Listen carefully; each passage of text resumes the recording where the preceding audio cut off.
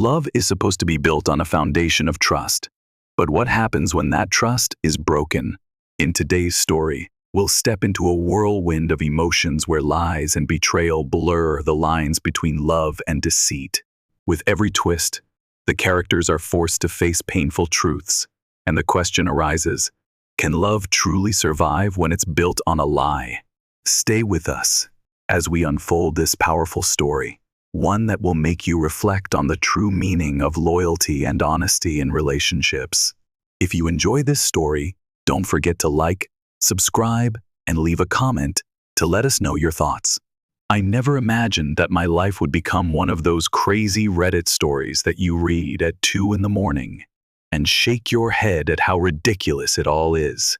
However, I find myself sitting in the ruins of my supposedly ideal existence, attempting to piece together how everything went wrong, how the people I cared about the most became strangers, and how betrayal hurt more deeply than I could have ever imagined. As is often the case, it began with a secret. There was a hint of something beneath the surface that I should have noticed sooner but didn't, since I was too overcome by love and too certain that my world was stable and unflappable. Before lately, I believed I had everything. My name is Ryan, and I am 32 years old. A best friend, Jake, who had been with me since college. A lovely fiancée, Emily, with whom I had been for 6 years. And a profession that, despite its flaws, paid the bills and allowed us to live comfortably. Everything was arranged. Our wedding was scheduled for 3 months from now. And I was incredibly happy, the type of bliss that makes you ignore the tiny cracks that are starting to appear in the foundation. But then there was Reddit. I had never been really active on social media, but one evening, while I was aimlessly browsing through my feed, I came across a message that completely altered my perspective. It was under Betrayal, a disposable account with only one heartbreaking post, no history, and no profile picture. I was initially drawn to the title, AITA, for having sex with my best friend's fiancé. I persuaded myself that the tightness in my stomach was really a coincidence. Stories like these are common, aren't they? It wasn't necessary for it to be about me. People cheat, secrets are revealed, and drama occurs. Then I clicked, and the words hit me square in the stomach. My fiancé was detailed in the post, my closest companion, my life, even though the specifics, the 6-year romance, the impending wedding, and even the way the fiancé had been hesitant at first but eventually admitted her true feelings were uncannily correct. It wasn't just the details. I was the oblivious fiancé, the one who would never suspect a thing, as Jake put it. He described how they had covert meetings, how they made inside jokes about me, and how Emily cried after the first time, but kept coming back.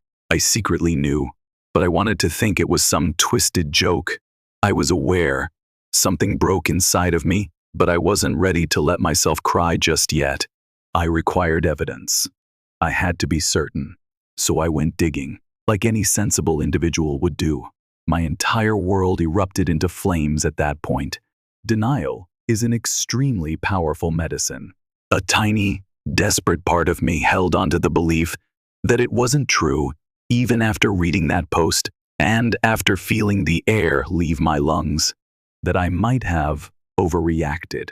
Perhaps, just possibly, there was another couple out there that shared the same details and tale, and this was all a horrible coincidence.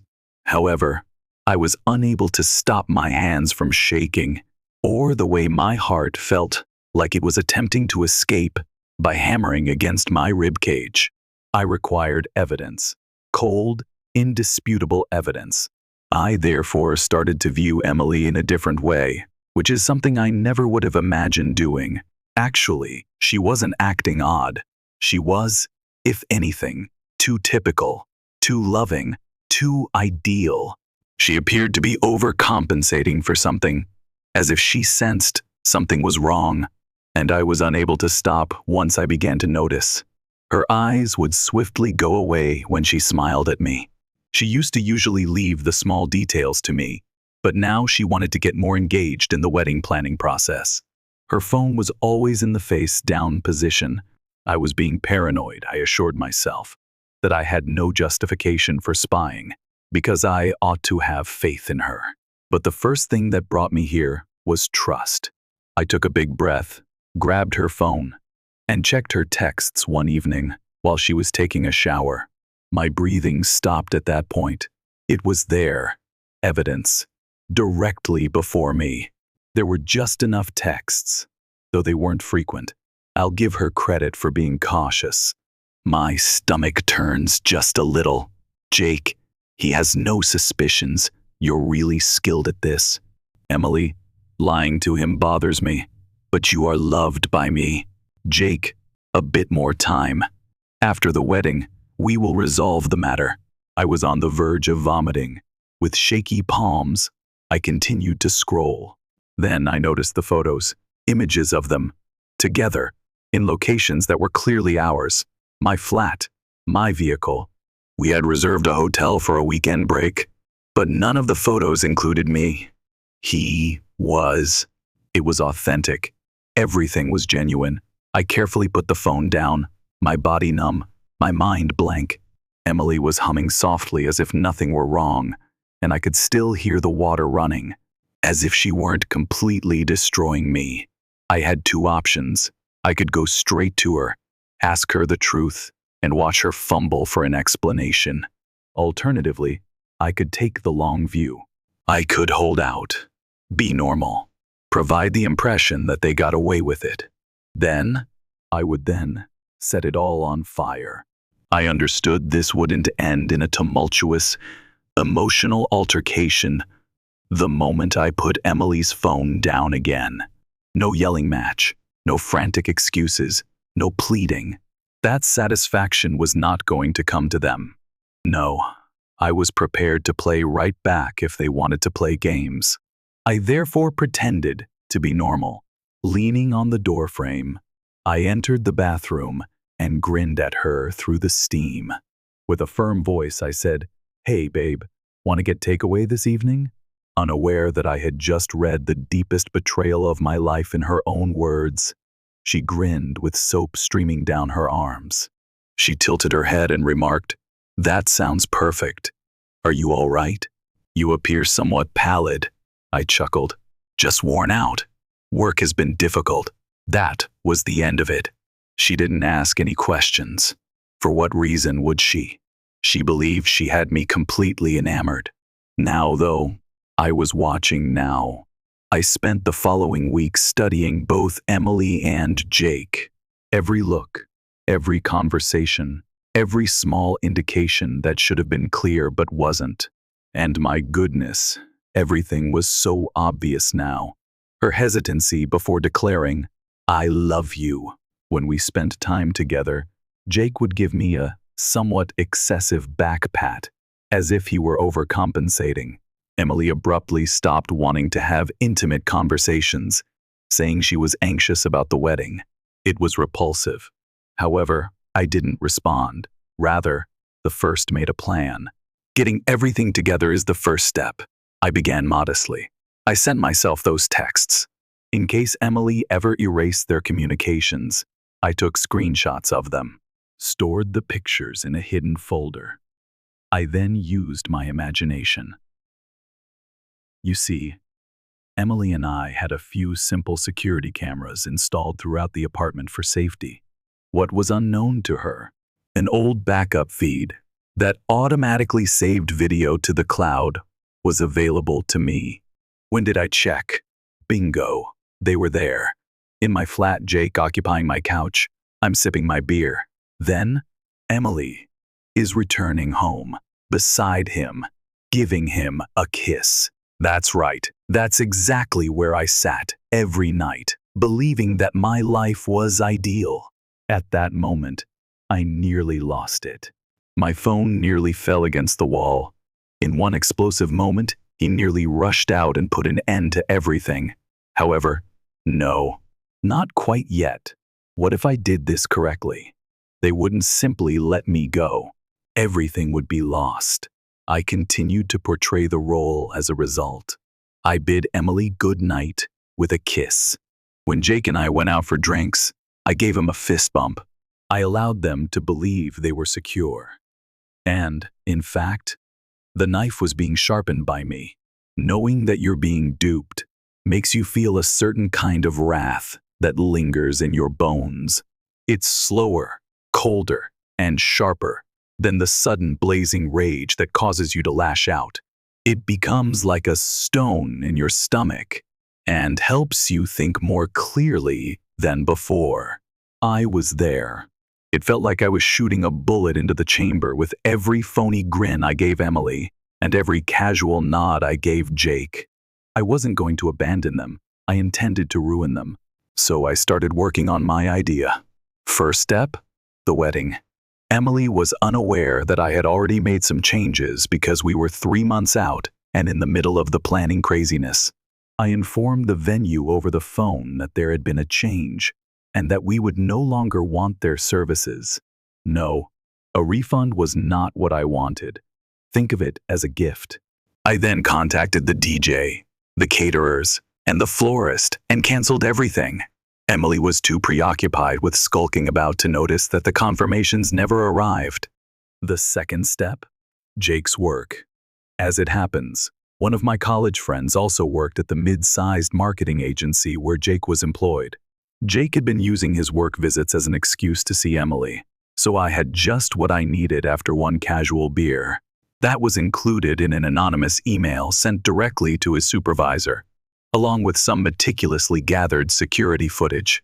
And like that, he was going to pay more than simply hotel points for his business trips. The third step, the great finale.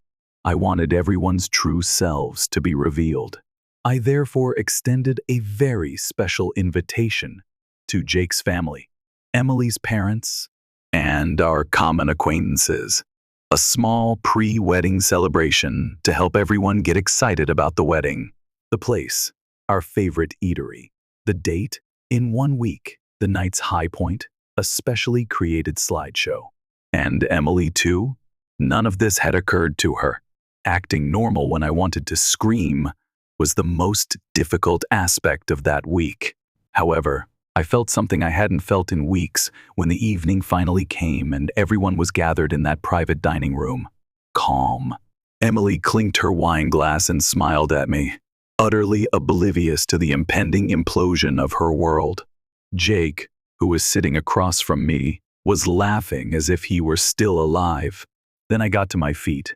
I tapped my glass, grinned. I replied, I put together something special before we all toast to this amazing night. A brief journey down memory lane. Emily grinned despite her bewildered frown. Jake simply sipped his drink while leaning back. I hit play after that. There was silence in the room, image after image, text following text, video after video.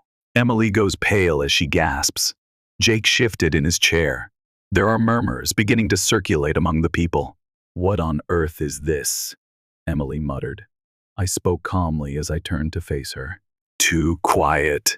This is a gift for your wedding. There was an overwhelming quiet in the room. Emily's eyes darted from the television to me, her face turning white as if she couldn't tell if this was a horrible nightmare or the actual thing. Jake, however, sat motionless and held his glass so tightly that I was afraid it might break. Then the murmurs began. Emily's mother covered her lips with shaking hands as she gasped. Jake's father cleared his throat and shifted uneasily. Some of our pals were already edging away from the table, as if they didn't want to be within the blast radius, as they exchanged glances. At last, Emily was able to speak. Then she forced a trembling laugh and continued, Ryan, this isn't amusing. I cocked my head, pretending to be perplexed. Amusing? My voice was as smooth as ice when I spoke. Whoa, Emily, this is serious. This is our past. Your true tale of love. I looked at Jake, who was perspiring profusely now. Have you got anything else to say, friend? Jake's mouth opened, but nothing came out. I allowed the silence to linger and let them struggle with their own embarrassment. I then turned to the audience and spoke in a steady, composed tone. I looked to Emily's parents and said, "You see, I was planning to marry Emily in 3 months. I intended to be with her for the rest of my life, construct a house, start a family." However, I pointed to the screen where another text message appeared. "Lying to him bothers me. However, I cherish you." She had other plans. With frantic eyes, Emily's mother turned to face her. "Emily, tell me that this is untrue." Emily stumbled and said, "Mom, her dad, however, wasn't paying attention." He turned to face me and was already on his feet, his chair scuffing the floor. "I'm so sorry, Ryan," he murmured in a strained voice. Had I known, I smiled a little and shook my head. "Sir, you are not to blame. Every one of us was duped." Jake made the decision to develop a spine at that point. "All right," he yelled, getting to his feet. "This is nonsense. You're attempting to embarrass us by setting this whole thing up." My expression darkened as I turned to face him. "Make you feel ashamed?" I chuckled. "The minute you entered my house, drank my beer, and had sex with my fiancé, Jake, you did that to yourself." I leaned a little. "Tell me, was it enjoyable? Moving stealthily? Making fun of me behind my back?" Jake's face was crimson. "You're not understanding, no," I interrupted him in a quiet voice. "You're not getting it. Because you wouldn't have been foolish enough to believe you could get away with this if you did." Emily had started crying. She reached for me and said, "Please, Ryan, I cherish you." I took a step back. "No, Emily, you adore yourself." I then made one final spin to face the audience. As I adjusted my jacket, I remarked, "I just wanted you all to see the truth. I have some things to uncancel if you don't mind." I left after saying that. The burden on my chest gradually subsided as I stepped out into the chilly night air. The wedding was off. The location was canceled. Jake, by Monday, he would have no employment. Emily, she would have to tell everyone that there wouldn't be a happy ending. Me, I had freedom. And that, of all the retaliation, that was the best. Everyone, share your thoughts in the comments and don't forget to like, share, and subscribe.